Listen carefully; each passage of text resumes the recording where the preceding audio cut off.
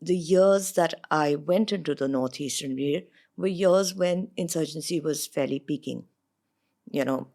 Any state that you went to, there was conflict, there were multiple insurgent groups, they were active, there was extortion, there was almost extortion had become institutionalized to such an extent that it was called tax collection. Damn. Which time period is this? So I started going there in 2008, and then I kept following it up. It's been my entire life study to, become more aware about the Northeast. You said that in that period there was extortion going on throughout the whole region.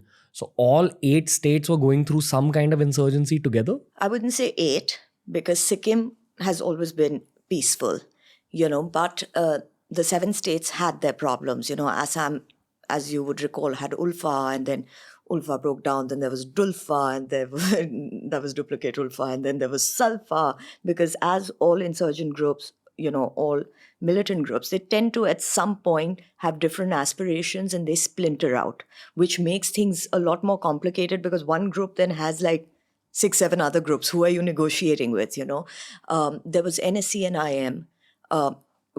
NSCN before it split into IM and K.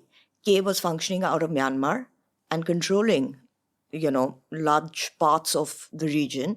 The idea of the group, and this is an example I'm giving you because you'll be surprised, that was the longest running secessionist movement in this country, and not many people had heard about it.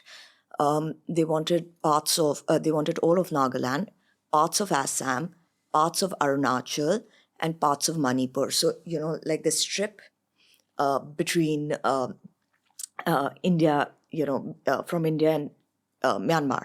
So, which also would put us in serious strategic jeopardy. Our national security would be compromised. But this is what they wanted, and their name for the country that they had chosen was Nagalim, which constituted of these areas.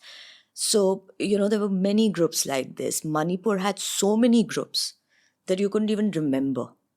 What were the names? There were new ones would die, become, other new ones would come up. So this was fairly throughout. And obviously, as you know, that any sort of insurgent group, any sort of militia would require money to sustain it, to sustain its cadres.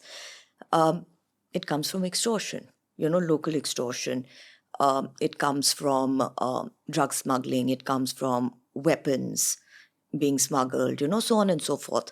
But what happened with a lot of these groups, they started with a populist base. They said, oh, we are representative of, local people. So initially, local people supported them, thinking, they're going to represent our aspirations. But beyond that, it changed into just what I would consider as simply extortionist group.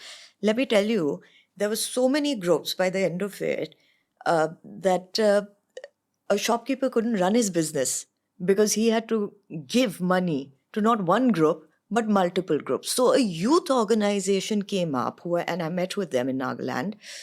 And that organization wasn't against extortion. They called it illegal taxation, but they said, you want to tax us, that's fine, but can you just put it together and like a GST, Damn. a consolidated tax.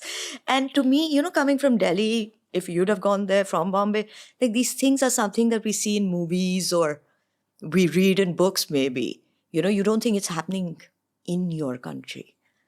Okay, you've given me a lot of tangents firstly. Simple question to begin with.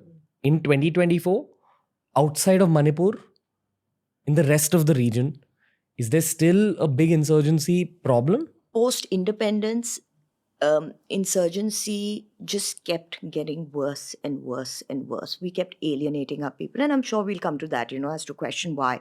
Because like I said, there's a psychological distance and there's a geographical distance. One obviously needs to understand why there is this distance.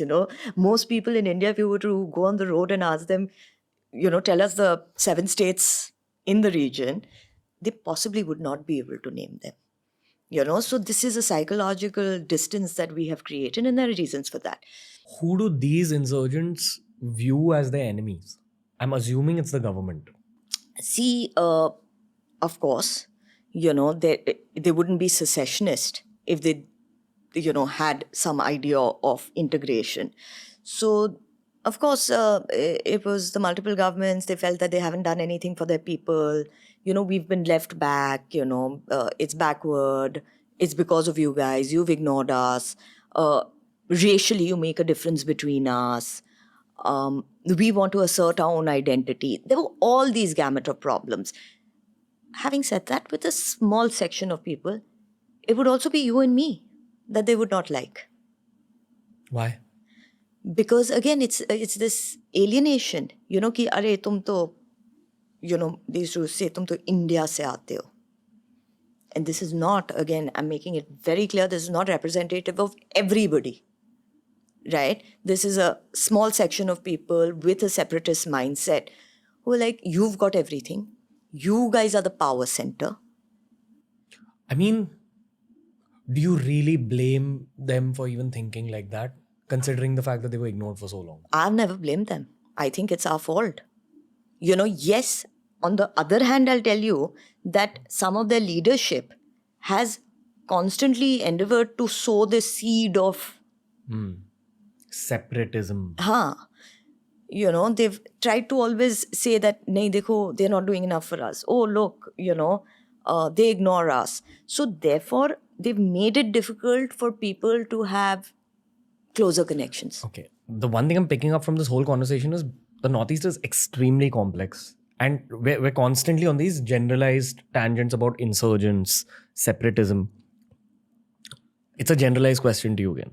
But most of these insurgent groups, they are all kind of fighting for this one cause of having their own territory, right? That's the sense I get, because they feel ignored generally by the Indian population as well as the Indian administration. So they think that if they have their own territory where they have the power to rule, they'll probably do a better job in terms of giving the people in their territory a better life. Yeah. That's what I'm picking up from this whole conversation. Yeah. That's what they feel. And they feel that their interests can be represented as other people also would feel, by people who understand them, people from within their communities. Sure. Hey, if you enjoyed today's clip, make sure you check out all the other clips we've uploaded on this channel. You'll find a clip related to almost every single topic as long as you're willing to search for it.